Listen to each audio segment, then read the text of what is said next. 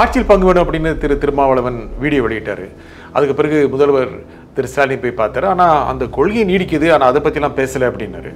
சமயம் வரும்போது அதை பற்றி பேசுவோம் அப்படின்னு சொல்கிறார். விடுதலை சிறுத்தைகளை பொறுத்த மட்டும் சமீப காலத்தில் அவங்களுக்கு பலவிதமான வருத்தங்கள் திருமாவளவனுக்கு இந்த அரசாங்கத்துக்கு மேலே இருக்குது. ஸோ அதை பல்வேறு விதங்கள் அவங்க வெளிப்படுத்துகிறாங்க. ஆக்சுவலாக அது என்ன பிரச்சனைன்னா, விடுதலை சிறுத்தைகளுக்குள்ளேயே ஒரு குரூப் என்ன பண்ணுது, திமுகவை பிடிக்காத ஒரு குரூப் அங்கே இருக்குது. அந்த குரூப் என்ன பண்ணுது, எப்படியாவது திருமாவளவனை உசு பேத்தி எப்படியாவது திமுக கூட்டணியிலேருந்து வெளில கொண்டு வரலாமா அப்படின்னு ஒரு முயற்சி அது பண்ணுது. அதிமுகவுக்கு நிரடல் இருக்கா, நெருக்கடி இருக்கா? அதிமுகவுக்கு ஒரு வார சந்தோஷம் காத்தோட போயிடுச்சு. பாவம், காத்தடிச்ச பலூன் இறங்கின மாதிரி காற்று இறங்கி போச்சு. கொண்டாட்ட மனப்பான்மையில் இருந்தாங்க, கொண்டாட்டத்தில் இருந்தாங்க. நேற்று பார்த்தா புஸ்வானம் போயிட்டாங்க. கொள்கையை அடிக்கடி சொல்ல வேண்டிய கட்டாயம் ஏன் வந்ததுன்னா, அதிகமான இடங்கள் பெறத்துக்கான ஒரு ப்ரெஷர் பண்ண வேண்டிய கட்டாயத்தில் அவர் இருக்கார். அடுத்த எலெக்ஷன்ஸ் 26 எலெக்ஷன்ஸில் அந்த கட்டாயத்தில் இருக்கார். பட் நேற்று ஸ்கோர் பண்ணது யாருன்னு பார்த்தீங்கன்னா ஸ்டாலின் தான். அதை கம்ப்ளீட்டாக திருமாவளவனை சைலண்ட் பண்ணிட்டார். ஆக்சுவலாக திமுகவுக்கு எதிராக இருக்கிற எந்த கட்சியும் அந்த மாநாட்டில் கலந்துக்க விடாதபடி பண்ணிட்டார். அதிமுகவுக்கு எல்லாம் பிளாக். அது இனிமே போய் நீங்கள் திருமாவளவன் போயிட்டு அதிமுக கூப்பிட முடியாது. கூப்பிட்டாருன்னா அவர் இன்னும் எக்ஸ்போஸ் ஆகிடுவார். விஜயும் நாம் தமிழரும் ஒன்று சேரத்துக்கான வாய்ப்புகள் குறைஞ்சி கிட்டத்தட்ட ஒன்றும் இல்லாத போயிடுச்சு. ஆக்சுவலாக இன்றைக்கி ஒரு பெரியார் சிலையை திடலில் எப்போ போனாரோ அதோட சீமானோட இது கட்டாது, ஃபுல் ஸ்டாப். அது அவ்வளோதான். இனிமேல் ஏன்னா பெரியார் நேர் எதிரியாக இருக்கார் சீமானுக்கு, திராவிடத்துக்கு நேர் எதிரியாக இருக்கார். பெரியாரை இன்ஃபேக்ட் விமர்சனம் பண்ணுறாரு ஆக்சுவலாக. அதனால் இனிமேல் விஜயும் சீமானும் சேரத்துக்கான வாய்ப்புகள் கட்டாயிடுத்து. அவ்வளோச்சார்.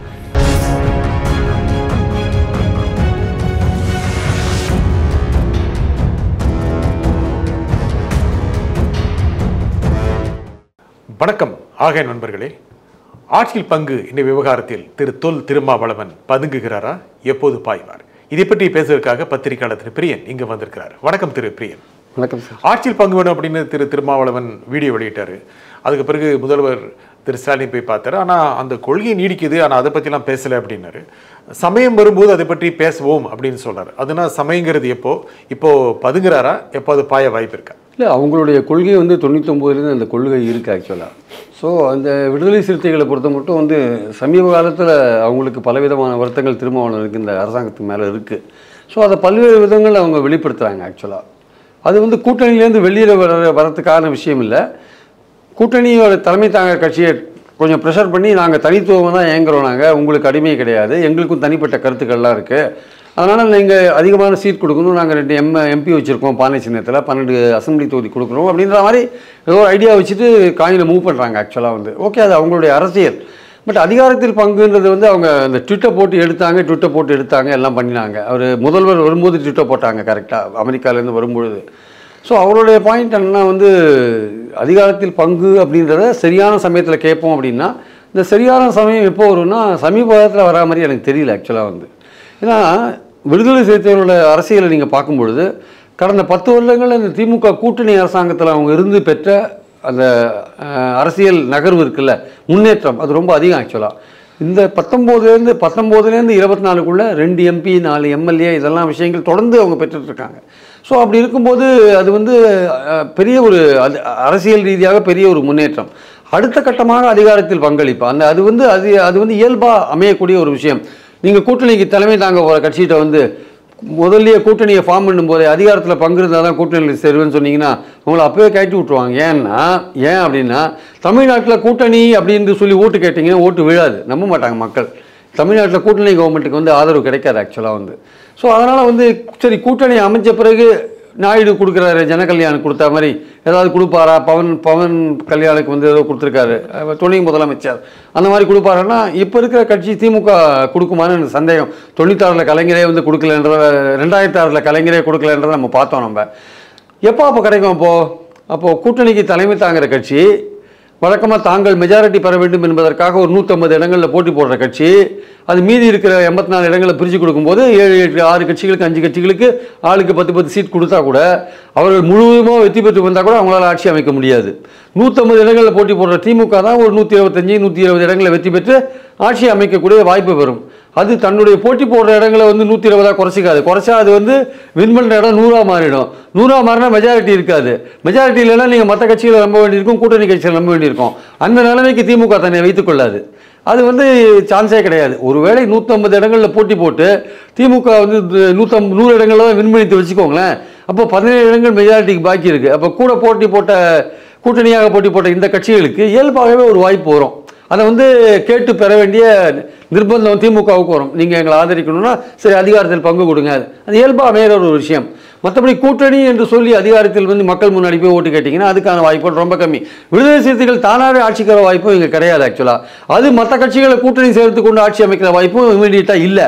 அப்போது நீங்கள் கூட்டணியில் இப்போ இருக்கிற கூட்டணியில் திமுக ஒன்று தானாக கொடுக்க வேண்டும், அதற்கான வாய்ப்பு கிடையாது. இல்லை அது போட்டி போடுற இடங்களை குறைத்து கொண்டு அது செயல்பட வேண்டும், அது நடக்கிற வாய்ப்பும் கிடையாது. எப்போ நடக்கும்னா அது குறைவான இடங்களை, அது 150 இடங்களையும் போட்டி போட்டு குறைவான இடங்களை வெற்றி பெற்றால் தான் நடக்கும். அது நடந்தால் அப்போ பார்த்துக்கலாம். அப்போ உங்களுக்கு ஒரு வாய்ப்பு இருக்குது. அது நடக்குமானா அது வர எலெக்ஷன் நடக்குமான்றது சந்தேகம். திமுக மறுபடியும் வர எலெக்ஷனில் மெஜாரிட்டி பெறும் என்பதுதான் பெருவாரியான கருத்தாக இருக்கிறத நம்ம பார்க்குறோம். முக்கியமாக நீங்கள் வேறு பெட்டியில் சொல்வது இப்போது நீங்கள் சொன்னது என்னென்னா முக்கியமாக அதிக இடங்களை பெற வேண்டும், அதிக தொகுதிகளை பெற வேண்டும், போட்டியிடும் தொகுதிகளை பெற வேண்டும். 150 இடம் திமுகன்னு இல்லாமல் திமுக போட்டியிடுற இடங்களை 135 கொண்டு வந்துட்டு 135 அளவு 130 அளவு கொண்டு வந்துட்டு அந்த 20 இடங்கள் கூட்டணி கட்சிகளுடைய அதிக எண்ணிக்கை போட்டியிடக்கூடிய சூழல் வந்தால் திமுக 117 தொடுவது சிரமமாக இருக்கும். அதற்கான அச்சாரமாக அதற்கு அடிபடுவதாகத்தான் இப்போ கட்சிகளுடைய நிர்பந்தம் இருக்கிறது. சரியா? அது அடி போடலாம் சார். பட் திமுக ஒத்துக்கணுமே. அவங்க நாங்கள் 150 குறைவாக போட்டி போட மாட்டோம்னு சொல்லுவாங்க. நாங்கள் 12 தொகுதி கேட்போம், உங்களுக்கு 10 தொகுதி தான் கொடுப்பேன்னுவாங்க. இது கடைசி நேரத்தில் வேறு வழி இல்லை, சரி பரவாயில்ல போன வாட்டி 6 தொகுதி போட்டி போட்டோம், இந்த வாட்டி 4 தொகுதி கூட கொடுத்துட்டாருன்னு அப்படி தான் வந்து காம்ப்ரமைஸ் பண்ணிட்டு போவாங்க ஆக்சுவலாக. ஸோ இந்த அதிகாரத்தில் பங்குன்றது சரியான நேரத்தில் எப்போ எழுப்பணும்னா திமுகவுக்கு மெஜாரிட்டி வராத போது கூட்டணி கட்சிகளை சேர்த்து கொண்டால்தான் நீங்கள் ஆட்சி அமைக்க முடியும் என்ற நிலை வரும்போது இந்த விஷயத்தை எழுப்பணும். அப்போது அது வரையும் வெயிட் பண்ணணும். திமுக வந்து வர எலெக்ஷனில் ஃபுல் மெஜாரிட்டி வரும்ன்றது தான் பொதுவான கருத்தாக இருக்குது. ஒருவேளை 31 வராது இருக்கலாம், அப்போ உங்களுக்கு அதிகாரத்தில் பங்களிப்ப வாய்ப்பு கிடைக்கலாம். இல்லை இதை விடுங்க, சப்போஸ் மோடி கவர்மெண்ட் கவுந்து வச்சுக்கோங்க, இந்தியா கூட்டணி ஏதோ ஆட்சிக்கு வருது வச்சுக்கோங்க, திருமாவளவனுக்கு கேபினட் போஸ்ட் கிடைக்குங்க. தமிழ்நாட்டில் எல்லாத்தையும் கூட டெல்லியில் அதிகார பங்கு கிடைக்கும். 29 எலெக்ஷனில் மோடி தோத்தாரு, இந்தியா கூட்டணி வருது வச்சுக்கோங்களேன், இவருக்கு அங்கே வாய்ப்பு கிடைக்கும். ஆக்சுவலாக அதுவும் ஒரு அதிகார பங்கு தானே, அதிகாரத்தில் பங்கு தானே. ஸோ தமிழ்நாட்டில் தான் கிடைக்கணும்னு இல்லை, டெல்லியில் கிடைக்கிறதுக்கான வாய்ப்பு இருக்குது. ஆனால் அதுவரையும் இந்த பொசிஷன்லேருந்து மாறாத இருக்கணும் திருமாவளவன். இதை கண்டினியூ பண்ணணும். இந்தியா கூட்டணி தமிழ்நாட்டில் திமுக கூட்டணியில் கண்டினியூ பண்ணணும். ஆனால் இப்போது அதை எழுப்புறதுக்கு காரணம் என்ன? அது வந்து முதல் நாள் வந்து ஒரு 12ஆம் தேதி இதை பற்றி பேசியிருக்கார், ஒரு மறைமலை நகரில் ஒரு கூட்டத்தில் பேசியிருக்கார். அது அடுத்த நாள் வந்து அவங்க அட்மின் போட்டதாக சொல்கிறார் அதிகாரத்தில் பங்கு. அது ஸ்டாலின் கரெக்டாக வரதுக்கும் போடுறதுக்கும் சரியாக இருந்தது. போட்ட உடனே எடுத்துட்டாங்க, மறுபடியும் போட்டாங்க, எடுத்தாங்க. அப்புறம் கடைசியாக சாயந்தரம் ஒரு தடவை ஃபைனலாக போட்டாங்க. அது ஆக்சுவலாக அது என்ன பிரச்சனைன்னா, விடுதலை சிறுத்தைகளுக்குள்ளேயே ஒரு குரூப் வந்து என்ன பண்ணுது, திமுக பிடிக்காத ஒரு குரூப் அங்கே இருக்குது. அந்த குரூப் என்ன பண்ணுது, எப்படியாவது திருமாவளவனை உசுப்பேத்தி எப்படியாவது திமுக கூட்டணியிலேருந்து வெளில கொண்டுடலாமா அப்படின்னு ஒரு முயற்சி அது பண்ணுது. இல்லை திமுக அதிக இடங்கள் வாங்குறதுக்கு ப்ரெஷர் பண்ணணும் அப்படின்ற ஒரு விஷயத்தை கையில் எடுக்கிறாங்க. அதாவது இப்போ நிறைய அதிருப்திகள் இருக்குது. இப்போது பார்த்தீங்கன்னா வேங்கை வயல்லேருந்து பார்த்தீங்கன்னா ஆம்ஸ்ட்ராங் கொலை வழக்கு, கள்ள முத்தமிழ் முருகன் மாநாடு, இது மாதிரி பல விஷயங்கள் அதிருப்தி அவருக்கு இருக்குது. கள்ளக்குறிச்சி இன்சிடென்ட், கவர்னர் தேநீர் விருந்துக்கு போனது, இந்த மாதிரி பல விஷயங்கள். ஸோ எல்லாமே வந்து பார்த்தீங்கன்னா அது மட்டும் இல்லை, அவருக்கு தனிப்பட்ட முறையில் அவர் கொடி ஏற்ற முடியாத இருக்கிற விஷயங்கள், அவருக்கே பாதுகாப்பு கொடுக்க முடியாத இந்த கவர்மெண்ட் கொடுக்க மாட்டேன்றாங்க, அது வேறு விஷயங்கள், பல வருத்தங்கள் இருக்குது. ஆனால் இந்த வருத்தங்கள்னால அவர் கூட்டணியை விட்டு வெளில வர மாதிரி எதுவும் ஐடியா இல்லை. ஆனால் ஏதோ ஒரு ப்ரெஷர் பண்ணிகிட்டே இருக்கணுன்ற மாதிரியான ஒரு விஷயம் விடுதலை சிறுத்தைகள் கட்சியில் சில பேருக்கு என்னென்னா, நம்ம வந்து பேசாமல் இருக்கோம், நம்ம திமுகவுக்கு அடிமையாக இருக்கோம், அந்த மாதிரி ஒரு எண்ணம் வருது மக்களுக்கு. நம்ம அந்த வாய்ஸை கொடுத்துட்டே இருக்கணும், நம்ம தனித்து செயல்படுறோம், நம்ம கொள்கையை வலியுறுத்துறோம் அப்படின்னு தெரியணுன்றதுக்காக ஒரு குரூப் வந்து ஒரு ப்ரெஷரைஸ் பண்ணுறாங்க திருமாவளவனை. அந்த ட்விட்டை எடுத்தார் போட்டார் இல்லையா, அது வந்து திமுகவை ப்ரெஷர் பண்ணணும்னு சொல்கிற ஒரு குரூப் சொல்லி போட்டார். ஐயா இதெல்லாம் ஏன்ப்பா இந்த இதெல்லாம் ஏன் இப்போ போடுறீங்கன்னு சொல்லி எடுத்தாங்க. அந்த ரெண்டு குரூப்புக்குள்ளே நடந்த கிளாஷ் இருந்தது ஆக்சுவலாக. அப்புறம் கடைசியில் திருமாவளவன் சரி பரவாயில்ல போடுங்க பார்த்துக்கலாம்னு சொல்லிட்டார். அப்புறம் மறுநாள் திமுக இதை பற்றிலாம் ஒன்றும் கவலைப்பட போகிறது இல்லைங்க, அவங்க ஏன் கவலைப்பட போகிறாங்க, அது வந்து அவங்களுடைய கோஷம் கொள்கை, அது மது ஒழிப்பு அவங்க கொள்கை மாதிரி, இது அதிகாரத்தில் பங்கு ஒரு கொள்கை, இது வந்து பெரிய விஷயம் கிடையாது. இது இயல்பாக நடக்கும்போது அவங்களுக்கு அட்வான்டேஜ் வரும், இயல்பாக அது எப்போ நடக்குதுன்னு நமக்கு தெரியாது ஆக்சுவலாக. இது அதிமுகவுக்கு நிரல் இருக்கா, நெருக்கடி இருக்கா? அதிமுகவுக்கு ஒரு வார சந்தோஷம் காத்தோடு போயிடுச்சு. பாவம், காத்தடிச்ச பலூன் இறங்கின மாதிரி காற்று இறங்கி போச்சு. கொண்டாட்ட மனப்பான்மையில் இருந்தாங்க, கொண்டாட்டத்தில் இருந்தாங்க. பாஜக அதோட கொண்டாட்டத்தில் இருந்தாங்க. தமிழிசையெல்லாம் துள்ளி குதிச்சாங்க. எந்த பதவியிலையும் இல்லை தமிழிசை, டெய்லி மைக்கை பார்த்தோன்னு வந்துடுறாங்க, கேமரா பார்த்தோன்னு வந்துடுறாங்க. அவங்களுக்கு கொண்டாட்டம் வந்து இன்றைக்கி பார்த்தா நேற்று பார்த்தா புஷ்வானம் ஆயிட்டாங்க, போய் அப்படியே சரண்டர் ஆகிட்டீங்க நீங்கள் அப்படின்னு சொல்கிறாங்க. கம்ப்ளீட்டாக வந்து காலில் விழுந்துட்டீங்கன்ற மாதிரி சொல்கிறாங்க. அதாவது ஸ்டாலினை பார்த்து அவங்க ஒரு சமரசத்துக்கு வந்ததுன்றது வந்து பாஜகவுக்கும் அதிமுகவுக்கும் செம மரணடி மாதிரி ஆயிடுச்சு ஆக்சுவலாக அது. ஆனால் அதிமுகவுக்கும் சொன்னது தானே அது, ஒருவேளை அதிமுகவோட கூட்டணி அமைத்தாலும் ஆட்சியில் கிடையாது அவங்க சொல்லியிருக்காங்க ஏற்கனவே. அது பிரச்சனை இல்லை. இங்கே பிரச்சனை என்னென்னா வந்து திமுக கூட்டணியை விட்டு விடுதலை சிறுத்தைகள் வெளில வரா மாதிரியான ஒரு தோற்றம் தெரிகிற மாதிரி இருந்தது இல்லை இவர் பேசுகிறதெல்லாம் பார்த்து. அதை கொஞ்சம் உசுப்பேற்றி விட்டுருந்தாங்க இல்லையா பாஜக அவங்கெல்லாம், அதில் வந்து மண்ணு விழுந்து போச்சு ஆக்சுவலாக. என்னடா அது இப்படி ஆயிடுச்சு திடீர்னு, இப்படி போய் இந்த கிளைமாக்ஸ் இப்படி போயிட்டு அவங்களுக்கு ரொம்ப கவலையாயிடுச்சு. அதனால தான் வந்து அவர் வந்து அப்படியே இதாகிட்டாரு, திருமாவளவன் போய் அப்படியே சரணர் ஆகிட்டார் அப்படின்னு. ஆனால் அது ஒரு உத்தி தானே, திருமாவளவனுடைய உத்தி தானே. முக்கியமாக திரு ஸ்டாலின் ஊரில் இல்லாத போது தான் சொன்னார் அதிமுகவை மாநாட்டுக்கு அழைப்போம் அப்படின்னு சொன்னார். அதுக்கப்புறம் அந்த வீடியோ வெளியிடப்பட்டது, அதுக்கப்புறம் போனார் பாராட்டினார். இதெல்லாம் இருந்தாலும் கூட அவர் ஒரு தன்னுடைய நீங்கள் சொன்ன மாதிரி தன்னுடைய கட்சியுடைய அடுத்த நகர்வுக்கு இன்னும் விரிவடையணும் அப்படிங்கிறதுக்கான ஒரு நகர்வோட ஒரு அம்சம் தானே. கொள்கையும் சொல்லுவார், கூட்டணி கட்சி தலைவரையும் போய் பார்ப்பார். அது ரெண்டும் சேர்ந்து தானே பண்ணுறாரு. இல்லைங்க, அவர் அந்த பேலன்ஸை மெயின்டைன் பண்ணுறாரு, நான் இல்லைன்னு சொல்ல வரல. அந்த பேலன்ஸ் அவர் மெயின்டைன் பண்ணுறதுக்கு காரணம் என்னென்னா, அந்த கொள்கையை அடிக்கடி சொல்ல வேண்டிய கட்டாயம் ஏன் வந்ததுன்னா, அதிகமான இடங்கள் பெறத்துக்கான ஒரு ப்ரெஷர் பண்ண வேண்டிய கட்டாயத்தில் அவர் இருக்கார். அவர் அடுத்த எலெக்ஷன்ஸ் 26 எலெக்ஷன்ஸில் அந்த கட்டாயத்தில் இருக்கார். பட் நேற்று வந்து ஸ்கோர் பண்ணது யாருன்னு பார்த்தீங்கன்னா ஸ்டாலின் தான். அதை வந்து கம்ப்ளீட்டாக திருமாவளவனை வந்து சைலண்ட் பண்ணிட்டார் ஆக்சுவலாக. அதாவது இந்த விஷயங்கள் பேசிட்டு இருக்கும்போதே அவரே சொன்னார், ஸ்டாலினே சொன்னார், நாங்கள் 2 பேர் அனுப்புகிறோம் அப்படின்னு சொன்னார் அப்படின்னு. அது தவிர ஸ்டாலினும் திருமாவும் தனியாக அந்த ஸ்டாலின் ரூமுக்குள்ளே இன்னொரு ரூம் இருக்குது, ஆன்டி ரூம், அதில் போய் தனியாக 10 நிமிஷம் பேசியிருக்கிறதா சொல்கிறாங்க. அதில் என்ன பேசினாங்கன்னு யாருக்குமே தெரியாது, ஏன்னா மற்றவங்களாம் வெளில இருந்திருக்காங்க, அந்த உள்ள ஒரு ரூமில் போய் பேசியிருக்காங்க.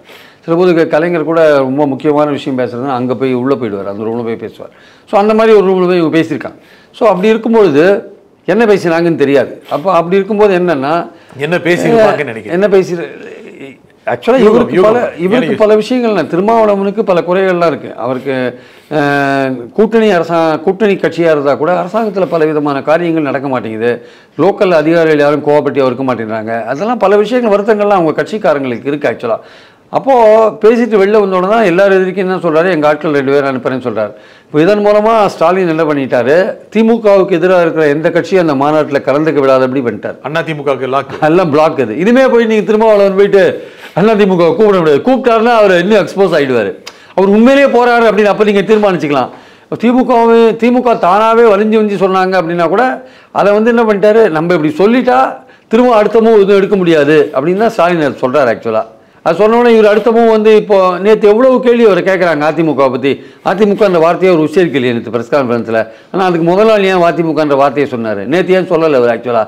சொன்னதுனால அந்த பிரச்சனையை வந்து நேற்று அவருக்கு எக்ஸ்பிளைன் பண்ணாங்க. நீங்கள் அது சொல்லாத இருந்தால் இந்த பிரச்சனை வந்துட்டு போகிறதுல ஏன் அதை சொன்னீங்கன்னா அங்கே கேட்டிருக்காங்க, திமுகவில் ஒரு ஃப்ரெண்ட்லியாக கேட்டிருக்காங்க. அதுதான் நம்ம எல்லாருமே அதான் பேசியிருந்தோம், நீங்கள் ஏன் சொன்னீங்க அப்படின்னு. இப்போ நேற்று அதை சொல்லவே இல்லை. பல பேர் கேள்வி கேட்குறாங்க, அதிமுகவுக்கு நேரடியாக போய் கேட்பீங்க, அழைப்பு கொடுப்பீங்களா அதிமுகவுக்குள்ள. அதிமுக அந்த வார்த்தையை உச்சரிக்காது போயிட்டார் ஆக்சுவலாக. ஸோ தற்காலிகமாக அவர் என்ன நினைக்கிறாரு, சரி இந்த நம்ம ஏற்படுத்திய இந்த கான்ட்ரவர்சி அது வந்து ஒரு ரொம்ப பயங்கரமாக ப்ளோ ஆகிடுது ஆக்சுவலாக. ஸோ இதை வந்து நம்ம வந்து கொஞ்சம் அடக்க வேண்டிய அவசியம் இருக்குது. இது இந்த இடத்துல ஒரு ஃபுல் ஸ்டாப் போட்டுக்கலான்னு ஃபுல் ஸ்டாப் போட்டு நம்ம மாநாடு நடத்துகிற வேலையை பார்க்கலாம் அப்படின்னு அதுக்கு போயிட்டார் ஆக்சுவலாக. இனிமேல் வந்து அதிமுகவோ வேறு ஏதோ கட்சியோ அவர் பேச்சு எடுப்பாருன்றது தோணலை ஆக்சுவலாக. எடுத்தாருன்னா அது இன்னொரு டோன் எடுக்கும், அது இன்னொரு வடிவம் எடுக்கும் அது ஆக்சுவலாக. ஆனால் ஆப்ஷன் இருக்குல்ல, திமுக மட்டும் இல்லாமல் அதிமுக பாஜக பக்கம் இல்லாத அதிமுக அப்படிங்கிற ஆப்ஷன் இருக்குல்ல திமுகவோட கூட்டணி கட்சிகளுக்கு. பாஜக இல்லாத அதிமுக போய் என்ன சார் பிரயோஜனம், ஏற்கனவே வலிவிழுந்து கிடக்கிறது அந்த அதிமுக, அது என்ன பிரயோஜனம். அது போன வாட்டி வாங்கின ஓட்டு பாருங்கள், 19%, 34 இடத்துல போட்டி போட்டு 1% இன்க்ரீஸ் பண்ணியிருக்காங்க. 22 இடத்துல போட்டி போட்டு 19% இருந்தாங்க. என்னாவது ஒரு பெரிய இது. நீங்கள் சப்போஸ் சிறுத்தையே அங்கே போது வச்சுக்கோங்க, அதிமுக ஒரு பேச்சுக்காக சொல்கிறேன், அந்த கூட்டணிக்கு வந்து பாஜக வராது, பாமக வராது. தேமுதிக நேச்சுரலி மத்தியில் ஆட்சியில் இருக்கிற பாஜகவோட தான் போவாங்க. அப்புறம் ஏசி சண்முகம் இதெல்லாம் அப்படி போயிடுவாங்க. விஜய் ஒரு பக்கம் தனியாக நிற்பார், சீமான் ஒரு பக்கம் தனியாக அவருடைய ஸ்ட்ரென்த்தை பார்க்கறதுக்காக நிற்பார். அப்போது இந்த ஏற்கனவே அப்புறம் பாஜக ஒரு அணி, அதிமுக ஒரு அணின்னா விடுதலை சிறுத்தைகள் இருக்கிறதுனாலே அதிமுகவுக்கு சில பிரச்சனைகள்லாம் இருக்குது. இடைநிலை ஜாதிகள் ஓட்டெல்லாம் விழாது. இப்போ அதிமுக வன்னியர் ஓட்டெல்லாம் வாங்குதில்லை, அதெல்லாம் கட்டாயிடும். ஏன் அவங்க வன்னியர் ஓட்டுலாம் இப்போது போன பார்லிமெண்ட் எலெக்ஷன் நிறையா விழுந்திருக்கு, அது கட்டாயிடும். அப்படியே கட்டாச்சுன்னா அப்புறம் அதிமுகவுக்கு மத்திய மண்டலத்திலையும் ஓட்டு கிடைக்காது ஆக்சுவலாக. ஸோ இந்த மாதிரி டிஸ்அட்வான்டேஜ்லாம் இருக்குது. சிறுத்தைகள் வந்து திமுக கூட்டணியில் இருக்கிறதுக்கும் அதிமுக கூட்டணியில் இருக்கிறதுக்கும் வித்தியாசம் இருக்குது. திமுக கூட்டணியில் காங்கிரஸ் இருக்கிறதுனால, திமுகவும் காங்கிரஸும் இருக்கிறதுனால அங்கே வந்து வன்னியர்களுக்கு எதிராக இருக்கிற இடைநிலை ஜாதியும் சிறுத்தையை பார்க்காம ஓட்டு போட்டுருவாங்க. நீங்கள் அதிமுகவோட சேர்ந்து வச்சுக்கோங்க, சிறுத்தை இருக்கிறதுனாலேயே அதிமுகவுக்கு வன்னியர் ஓட்டு கிடைக்காது, இடைநிலை ஜாதி ஓட்டும் கிடைக்காது. பட் திமுக அணியில் அப்படி இல்லை. அதனால் பாதகமான அம்சங்கள் வந்து அங்கே இப்போ சிறுத்தைகள் போயிட்டு அதிமுகவில் சேர்ந்தாங்கன்னா பாதகமான அம்சங்கள் நிறையா இருக்குது. அதே சமயம் திமுகவில் இருந்தாங்கன்னா அது சாதகமான அம்சங்கள் நிறையா இருக்குது. ஸோ அதனால் பொலிட்டிக்கலி அட்வான்டேஜான இடம் திமுக கூட்டணி. பல வருத்தங்கள் இருக்கலாம், அதே மாரி தான் ஒரு கூட்டணி இருக்கும் ஆக்சுவலாக வந்து. ஸோ அதனால் அங்கே போகிறதுனால அவருக்கு எந்த லாபமும் கிடையாது. ஆனால் விடுதலை சிறுத்தைகள் சிந்திக்க ஆரம்பிச்சதுனால, திருமாவளவன் சிந்திக்க ஆரம்பிச்சதுனால மற்ற கட்சிகளும் அதே மாதிரி ஒரு எண்ணத்துக்கு வர வாய்ப்பு இருக்குல்ல? மற்ற கட்சிகள், காங்கிரஸ் தான் முக்கியமான கட்சி, அது ஏன் வருது? மதிமுக திருப்பி சொல்கிறாங்க நாங்கள் திமுக திராவிட கோட்பாடுகளை காக்கிறதுக்கு தான் நாங்கள் ஒன்றா இருக்கோம்னு சொல்கிறாங்க. சிபிஎம்முக்கு வருத்தம் இருக்கலாம், பட் அவங்களுக்கு தெரியும் இதை விட பெஸ்ட் கூட்டணி அமையாது அங்கெல்லாம் போனால். ரெண்டாவது அதிமுகவே சந்தேகத்துக்குரிய இடத்துல இருக்குது, பாஜகவோட எப்போ சேரும்னு யாருக்குமே தெரியாது. முக்கியமான விஷயம் எங்கள் அன்னபூர்ணா விஷயம், எடப்பாடி வாய மூடின்னு இருக்காரு, கருத்து ஒன்றுமே சொல்லவே இல்லை. இத்தனைக்கும் அவரோட ஓட் பேங்க் அது கோயம்புத்தூர், அவங்க ஏரியா நிறைய வாயை திறந்து இந்த விஷயத்தை ஒன்றுமே பேசவே இல்லையேங்க எடப்பாடி. கவர்னர் சொல்கிறாரு தமிழ்நாடோட சிலபஸ் வந்து சிபிஎஸ்சிக்கு ஈக்குவலாக கிடையாது அப்படின்றாரு. உண்மையிலே பார்த்தீங்கன்னா 17-18 தான் சிலபஸ் திருத்தினாங்க, சிபிஎஸ்சிக்கு ஈக்குவலாக பண்ணாங்க. அது ஏடிஎம்கே ஆட்சியில் நடந்தது. அதை பற்றி கூட வாயை திறந்து கவர்னருக்கு பதில் சொல்ல மாட்டேங்கிறாங்க எடப்பாடி. கவர்னராலும் பயப்படுறாரு, நிர்மலா சீதாராமனாலும் பயப்படுறாரு, வானதிக்கு பயப்படுறாரு, எல்லாருக்கும் பயந்துன்னு இருக்காரு. அப்புறம் அவர் எப்படி வந்து பாஜகவை பற்றி ஒன்றுமே கமெண்ட் பண்ணாத ஏன் இருக்கீங்க? அது சந்தேகத்தை வரவழைக்குது இல்லை? கூட்டணிக்கு வாய்ப்பு இருக்கும், கூட்டணி கண்டிப்பாக வாய்ப்பு இருக்கு. ஆனால் என்ன கேட்டால் பாஜக, அதிமுக, தேமுதிக, பாமக, ஏசி சண்முகம் இந்த கூட்டணி இருக்குல்ல, இது நிச்சயமாக வந்து திமுகவுக்கு ஆல்டர்னேட்டான ஒரு கூட்டணி அமையறதுக்கான வாய்ப்பு இருக்குது. அது அரித்மேட்டிக் ஒர்க் அவுட் ஆகுங்க. போன பார்லிமெண்ட் எலெக்ஷனில் அதிமுக அணியும் பாஜக அணியும் வாங்கின ஓட்டுகளை நீங்கள் கூட்டினீங்கன்னா 13 தொகுதிகளில் திமுக அணியோட அதிகமான ஓட்டு வாங்கியிருக்காங்க. ஸோ அதனால் இந்த அரித்மேட்டிக் ஒர்க் அவுட் ஆகுது.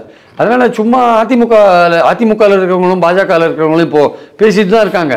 அதனால் இங்கே இது சிறுத்தைக்கெல்லாம் இது தெரியாத ஒன்றும் கிடையாது. அதனால் சிறுத்தை அங்கே போகிறதுக்கான கேள்வியே எழலை ஆக்சுவலாக வந்து. ஆனால் கூட்டணி கட்சியில் ஒரு சலசலப்பு உருவாயிருச்சுல்ல திமுகவுடைய கூட்டணி கட்சிகளில்? அப்படிலாம் சலசலப்பு உருவாக்கின்னு சொல்ல முடியாது. இப்போ மாணிக் தாகூர் கூட இது பேசியிருக்காரு, அதிகாரத்தில் பங்குன்றதை பற்றி அவர் கூட பேசியிருக்காரு. நான் எல்லாருமே பேசுவாங்க, இல்லைன்னு சொல்ல வரல. பட் ஆனால் இயல்பாக யதார்த்தமாக அது நடக்கும்போது நடக்கும். அது ஆக்சுவலாக அது தானாக நீங்கள் சொன்னீங்கன்னா அதுக்கு ஆதரவு கிடைக்காது தமிழ்நாட்டு மக்கள்கிட்ட. இயல்பாக நடந்ததுன்னா உங்களுக்கு அட்வான்டேஜ், அதிர்ஷ்டம். அது எப்போ நடக்குதுன்றதை பொறுத்து இருந்து பார்க்கணும். 26 31 பொறுத்து இருந்து தான் பார்க்கணும். திமுக தானாக வந்து கூட்டணிக்கெல்லாம் ஒத்துக்க மாட்டாங்க, அதிமுகவும் ஒத்துக்க மாட்டாங்க. அது இயல்பாக நடந்தால் நடக்கும், அவ்வளோதான். விஜயுடைய வருகையை ஒரு சலசலப்பை ஏற்படுத்தி நீங்கள் பல பேட்டியில் சொன்ன மாதிரி வாக்குகள் பிரிந்தால் திமுகவுக்கு ஒரு மிகப்பெரிய அட்வான்டேஜ் ஆகிரும். இருந்தாலும் ஒரு வேளை விஜய் ஒன்றா சேர்றாரு, இல்லை நாம் தமிழர் ஒன்றா சேருது அப்படின்னா விடுதலை சிறுத்தைகளும் ஒரு ஆப்ஷனை எதிர்பார்க்கும்ல. விஜயும் நாம் தமிழரும் ஒன்று சேரத்துக்கான வாய்ப்புகள் குறைஞ்சி வந்து கிட்டத்தட்ட ஒன்றும் இல்லாத போயிடுச்சு ஆக்சுவலாக. இன்றைக்கி ஒரு பெரியார் சிலையை திடலில் எப்போ போனாரோ அதோட சீமானோட இது கட்டாது, ஃபுல் ஸ்டாப் அது அவ்வளோதான். இனிமேல் ஏன்னா பெரியார் நேர் எதிரியாக இருக்கார் சீமானுக்கு, திராவிடத்துக்கு நேர் எதிரியாக இருக்கார். பெரியார் வந்து இன்ஃபேக்ட் விமர்சனம் பண்ணுறாரு ஆக்சுவலாக. அதனால் இனிமேல் வந்து விஜயும் சீமானும் சேரத்துக்கான வாய்ப்புகள் கட்டாயிடுது அவ்வளோச்சா. அதே சமயம் பார்த்தீங்கன்னா விஜய் போய் வேறு யார் கூடயாவது பாஜகவோட ஒரு சேர முடியாது இப்போ இருக்கிற லெவலில். அவர் அதிமுகவோட சேர்ந்தாருன்னா அதிமுகவுடைய அந்த லயபிலிட்டி இருக்குல்ல, அவங்க மேலே இருக்கிற குற்றச்சாட்டு, ஊழல் கட்சி எல்லாமே விஜய்க்கும் வந்து சேரும். புதுசாக ஃப்ரெஷ்ஷாக வர நீங்கள் எடுத்த உடனே இந்த மாதிரியான ஒரு கரையோடு நீங்கள் எப்படி நீங்கள் போய் கண்டெஸ்ட் பண்ண முடியும்? உங்களுக்கு வர ஓட்டும் போயிடுமே. கட்சியில் திமுக என்ன பிரச்சாரம் பண்ணும்? ஊழல் கட்சியோட சேர்ந்துட்டார் விஜய் தானே பிரச்சாரம் பண்ணுவாங்க. அப்போ பார்த்து 2 கேஸ் வேறு போடுவாங்க எடப்பாடி மேலே. ஸோ சொல்கிறேன் நான், அதனால் வந்து விஜய் யார் கூடயும் சேர முடியாது, அவர் தனியாக போகிறது தான் அவருக்கு நல்லது. ஆனால் விடுதலை சிறுத்தைகள் திருமாவளவன் சொன்னது போல அன்புமணி ராமதாஸும் ஆட்சியில் பங்கு வேணும் அப்படிங்கிறது எங்கள் எண்ணமும் தான் அப்படின்னு சொன்னது. இருவரும் ஏதோ ஒரு புள்ளியில் சேருவார்களோ, ஏதோ ஒரு இடத்தில் ஏதோ ஒரு ஓட்டத்தில் சேர்ந்து விடுவார்களோ, கூட்டணிக்கான பேச்சு இருக்குமோ அல்லது இணக்கம் இருக்குமோங்கிற சந்தேகத்தை ஏற்படுத்துதா இல்லையா? அது பாமகவும் சிறுத்தைகளுமா? பாமகவும் சிறுத்தையும் இனிமேல் சேரத்துக்கான வாய்ப்பே கிடையாது. ஏன்னா அவங்க ஏற்கனவே கடந்த காலத்தில் கூட்டணியை 3 வருஷம் கூட்டணியாக இருந்து தேர்தலை சந்திச்சிருக்காங்க, ஒன்றா இயங்கியிருக்காங்க. அவங்களுக்கு என்ன பிரச்சனைன்னா தலைவர்கள் லெவலில் வந்து அவங்க வந்து சமரசமானால் கூட கீழ் லெவலில் அவங்க ஓட்டு டிரான்ஸ்ஃபர் ஆக மாட்டேங்குது. ஒரு தொகுதியில் விசிகா கேண்டிடேட் போட்டாருன்னா வன்னியர் அவருக்கு ஓட்டு போடுறதில்ல, இல்லை வன்னியர் கேண்டிடேட்னா இப்போ விசிகே ஆட்கள் அவருக்கு ஓட்டு போடுறதில்ல. அதனால் அந்த இது செட் ஆக மாட்டேங்குதுன்ட்டு முடிவு பண்ணிட்டாங்க, சேர்றது சரியில்லை, நமக்கு கீழே இருக்கிறவங்க எலியும் பூனையுமா இருக்காங்க. மேலே இருக்கிற தலைவர்கள் கை கொடுத்தா மட்டும் போறாது. ஆக்சுவலாக சமூகத்தில் கீழே வந்து சரியில்லை நிலைமை. அதனால் இனிமேல் சேரத்துக்கான வாய்ப்பே கிடையாது.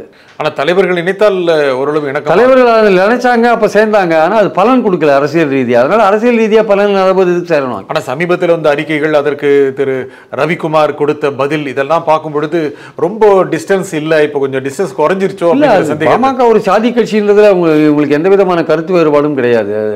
ரொம்ப உறுதியாக இருக்காங்க விசிகே அதுக்கு ஜாதி கட்சின்றதுல. ஸோ அதனால் வந்து சேருவதற்கான வாய்ப்பு ரொம்ப கம்மி. சேர்ந்தாங்கன்னா 2 பேரோட ஓட் பேங்கும் போயிடும். இந்த நிகழ்ச்சியில் உங்கள் கருத்துக்கள் உரிமைக்காக திரு பிரியன் மிக்க நன்றி. தேங்க்யூ. மீண்டும் ஒரு நிகழ்ச்சி சந்திப்போம். நன்றி, வணக்கம்.